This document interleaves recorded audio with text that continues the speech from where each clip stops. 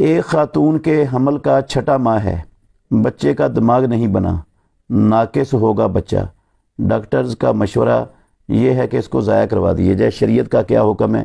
یہ مشورہ ڈاکٹروں کا غلط ہے، صحیح نہیں ہے۔ آپ دعا کریں اور علاج کریں۔ اللہ نے کوئی بیماری دنیا میں ایسی نازل نہیں کی جس کا علاج نہ ہو، اور دعا سے بھی اللہ رب العالمین بڑی بڑی آفتیں ٹال دیتے ہیں۔ صدقہ کریں، دعا کریں۔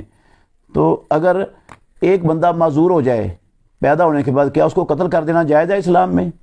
یہ بھی جب حمل ٹھہر گیا ہے تو ایک جان بن چکی ہے، اب اس کا دماغ نہیں بنا تو رب جو اس کو دماغ بنے بغیر زندہ رکھ سکتا ہے، وہ اس کا دماغ ٹھیک بھی کرنے کی استطاعت رکھتا ہے، اس سے دعا کیوں نہیں کی جاتی؟